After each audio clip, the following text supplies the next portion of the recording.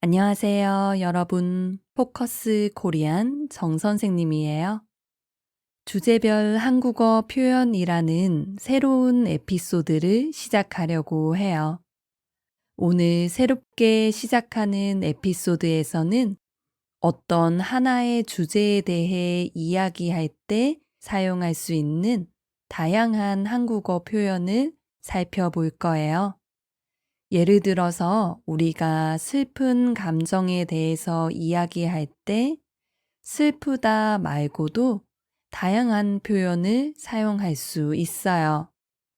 마음이 무겁다, 울적하다, 기분이 처지다, 서글프다, 이런 다양한 표현이 있어요. 그런데 학생들을 보면 한국어로 이야기할 때 생각보다 다양한 표현을 많이 활용하지 못하는 경우가 있더라고요. 그래서 어떤 주제에 대해 이야기할 때 활용할 수 있는 표현을 여러 가지 알고 있으면 좋겠다는 생각을 많이 했어요. 그럼 여러분의 생각을 좀 더 풍부하게 표현할 수 있고 한국어도 더욱 고급스러워질 거예요. 이 시리즈에서는 에피소드마다 하나의 주제를 정하고 그 주제와 관련된 단어나 표현을 몇 가지 살펴볼 거예요. 단어와 표현에 대해 설명을 하고 어떤 상황에서 사용할 수 있는지 이야기할게요. 좀 더 자세한 예문과 설명은 페이트리온에 올려놓을게요. 그럼 시작할게요. 첫 번째 에피소드의 주제는 슬픔이에요. 우리는 가끔 슬픔을 느낄 때가 있죠? 그런데 슬픈 감정의 정도는 매번 달라요. 그리고 슬픔의 정도나 감정의 차이에 따라 활용할 수 있는 표현도 다양해요.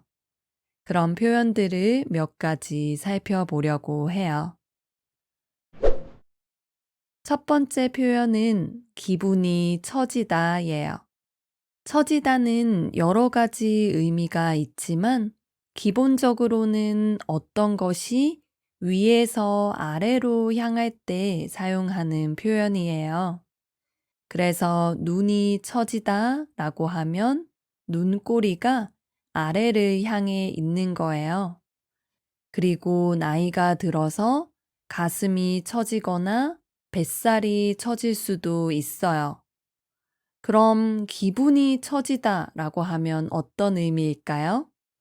기분이 아래로 내려오는 모습이니까 어떤 감정을 표현하는지 좀 느낌이 오나요?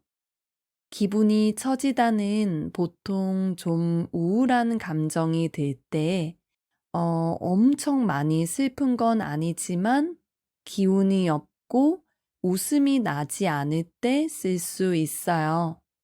예를 들어서 비가 오는 날 뭔가 기운이 없고 활기가 없어요. 그럴 때, 오늘 비가 와서 그런지 기분이 좀 처지네. 이렇게 이야기할 수 있어요. 아니면 요즘 시험 기간이라 매일 시험과 과제가 많아요. 그래서 놀 시간도 없이 매일 공부해야 해요. 그럴 때, 친구들도 못 만나고 계속 집, 학교만 반복해서 가다 보니까 기분이 좀 처져요. 이렇게 이야기할 수 있어요. 이렇게 기분이 처지다는 좀 에너지가 없고 의욕이 없을 때, 조금 슬프고 우울한 감정이 들 때 사용할 수 있는 표현이에요. 비슷한 의미로 기분이 다운되다 아니면 기분이 가라앉다도 사용할 수 있어요. 두 번째 표현은 울적하다예요. 이 표현은 여러분에게 좀 낯설게 느껴질 수 있는데 조금 쓸쓸하고 우울한 기분이 들 때 자주 쓰는 표현이에요. 슬픈 감정이긴 한데 단순히 슬프다라기보다는 기분이 가라앉고 쓸쓸하고 허전한 느낌이 들 때 자주 사용해요. 예를 들어서 친구들은 휴일에 여행도 하면서 재미있게 지내는데 나만 혼자 쉬지도 못하고 휴일에도 바쁘게 일하고 있어요. 그럴 때 울적한 기분을 느낄 수 있어요. 또 다른 예를 들면, 이제 곧 대학 졸업인데 졸업하고 뭘 해야 할지 모르겠고 막막해요. 미래에 대한 답이 안 보일 때 가슴이 답답하고 울적할 수 있어요. 이렇게 울적하다는 어떤 일이 잘 풀리지 않아서 속상하거나 외로움이나 우울함이 많이 밀려올 때 사용할 수 있어요. 여러분은 울적한 기분이 들 때 어떻게 해요? 저는 마음이 울적할 때 땀이 나는 운동을 하거나 친구들을 만나는 편이에요. 세 번째 표현은 눈물이 핑 돌다예요. 이건 어떤 감정이 올라와서 눈에 눈물이 고일 때 사용할 수 있어요. 눈물이 흐르는 건 아니고 눈물이 흘러내리기 전에 눈에 눈물이 차오르는, 눈물이 생기는 순간을 표현해요. 예를 들어서 오랜만에 만난 친구가 그동안 고생한 이야기를 털어놨어요. 그런 이야기를 들으면 친구의 슬픔이 느껴지죠? 아, 그동안 이 친구가 고생을 많이 했구나. 그런 생각이 들면서 눈물이 핑 돌 수 있어요. 아니면 어떤 오해가 생겨서 사람들에게 비난을 받았어요.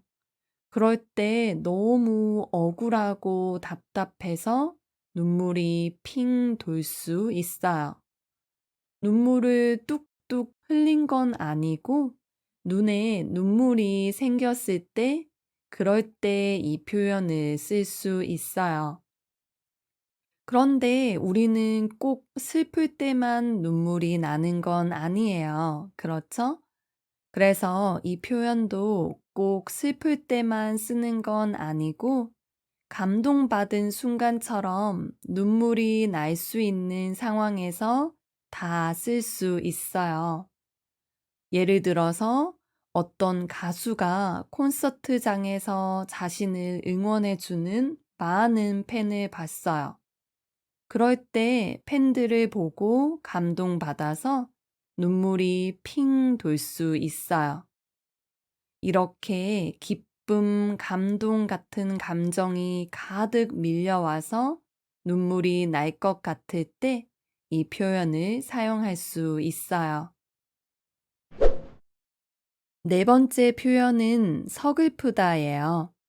이 표현은 좀 문학적인 느낌도 있는데 일상에서도 종종 사용하는 표현이에요. 서글프다에는 슬픈 감정과 함께 외로움이나 안타까움도 포함되어 있어요. 특히 세월이 많이 흘러서 변해버린 것에 대해 이야기할 때 자주 사용해요. 예를 들어서 어떤 사람이 과거에 행복했던 사진을 보면서 아, 이때 참 좋았었는데 라는 생각을 할 수 있어요. 그런데 이 사람의 지금 상황은 과거만큼 좋지 않고 외롭거나 힘든 거예요. 그럴 때, 아, 옛날 사진을 보니까 좀 서글프네 라고 말할 수 있어요. 아니면 오랜만에 할아버지 댁에 방문했어요. 그런데 예전에 할아버지는 항상 기운이 넘치고 강한 느낌이셨는데 지금은 많이 약해지신 것 같아요. 그렇게 약해지신 할아버지의 모습을 보니까 좀 서글픈 느낌이 들어요. 마지막 표현은 속상하다예요. 속상하다도 슬픈 감정을 표현할 때 사용할 수 있어요. 주로 어떤 일이나 상황이 마음에 들지 않아서 화가 나거나 걱정이 될 때, 아니면 우울할 때 사용할 수 있어요. 예를 들어서 시험 공부를 정말 정말 열심히 했는데 결과가 안 좋게 나왔어요. 그럴 때 우리는 정말 많이 속상해요. 그리고 친한 친구와 오해가 생겨서 싸우고 연락이 끊어졌어요. 그럴 때도 우리는 많이 속상할 수 있어요. 속상하다는 오늘 이야기한 다른 표현들보다 일상에서 일어나는 작은 일들에 더 자주 사용해요. 예를 들어서 저는 얼마 전에 아이가 놀이터에서 넘어져서 다쳐서 정말 속상했어요. 아니면 꼭 사고 싶었던 화장품이 있었는데 품절이 돼서 못 샀을 때도 속상했어요. 이렇게 일상의 소소한 일에 속상하다를 많이 사용할 수 있어요. 이번 에피소드에서는 슬픈 감정을 표현할 수 있는 몇 가지 표현을 살펴봤어요. 새로운 표현을 좀 알게 된 것 같아요. 혹시 여러분이 알고 있는 또 다른 표현이 있으면 알려주세요. 오늘도 들어주셔서 감사합니다.